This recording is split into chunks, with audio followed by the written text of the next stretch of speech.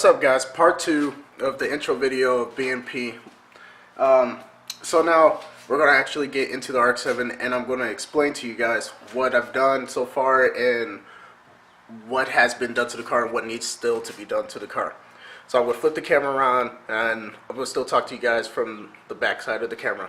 So let's get into it. So as you guys can see, this is a 1987 RX-7 FC, naturally aspirated.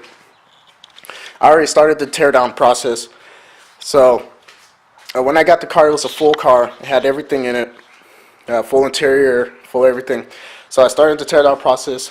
I pulled out the old engine because it had apex seals that was blown. And for me, I'd never done a full rotary engine by myself, or actually any time. And out here in North Carolina, I don't know anybody that does rotary engines. And every time I looked up parts, they were expensive. And so I'm doing a LSX swap from a 2004 Silverado. We'll go over there and talk about the engine in a second. Let's just run through the car. So far I took out the engine, transmission, as you can see, and the front subframe and front suspension, so I can just get it out the way and inspect everything, make sure the body and frame are not bent and not too rusty. So as you can see over there, there's a little bit of just surface rust. We're just going to take a grinder to it and clean it all up. We're going to end up probably going to cut the inner fender wells, because for a drift car I'm putting more angle on the car, so it will help the tires move more freely. There you go.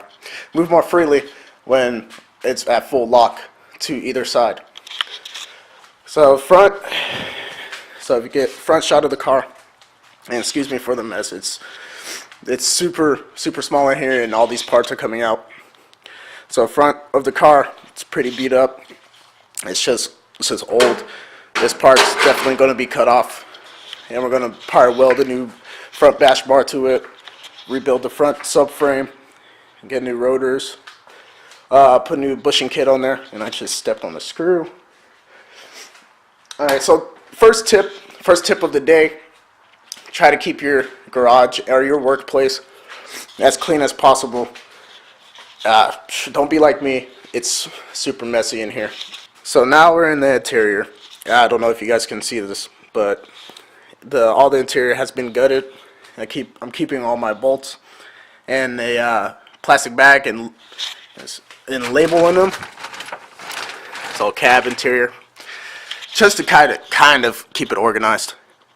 So mostly full interior is out. The wiring is almost out. So the thing about this car is that the wiring harness and the engine harness come out as one. So when I pulled it out, it mostly pulled everything out with it. So I got to figure out something about that.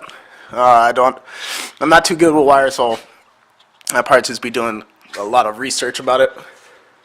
So the trunk of the car, I'm surprised the hydraulics still work. It's been sitting for a while, actually. I don't know the exact time, but it's been sitting for a cool minute. I still got to clean out the inside of the car, get the rest of the wiring out, and come back and remove the bumper and everything, but we're not really worried about that yet until the front's done and the suspension is good. Like I said, WD-40 is your best friend. I can't stress that enough. So many seize bolts on this car. WD-40 helped me knock it out. And also my air compressor with the impact tools. So don't really look over there. It's pretty messy and cluttered. So we got over here, we got an engine hoist, just a bunch of old parts that's accumulated over the time from the car. And I'm working in a small area, so if you guys have bigger garages, it helps out way more. Okay, so here we go for the engine. Here's a 2005 LSX 5.3 motor. I got it for a pretty good deal. It came kind of dirty, so we sent it to the machine shop. We got it cleaned. Got new freeze plugs. Got new cam bearings, and we're still using the same stock pistons for this build. But we got the piston rings, the oil rings on the pistons, modified a little bit, so we got them cut, because I will be turbocharging this build, so that should be fun. So more oil that goes into the block will help out greatly.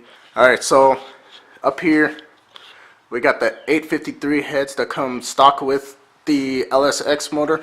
We're going to keep the same 853 heads, but we would be running the Trunion kit for the rockers, and probably LS6 or LS7 springs, and I already have the LS7 lifters to put for the heads. So like, we're getting closer. The bottom end is almost built. I still have to go get a F-body oil pan so it can have the clearance that it needs.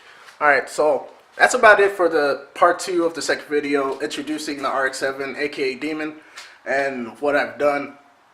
Not much I've done, but we still got a lot of work to do. It has come a long way since I got it first into the garage. So if you guys enjoyed this video, please like and subscribe.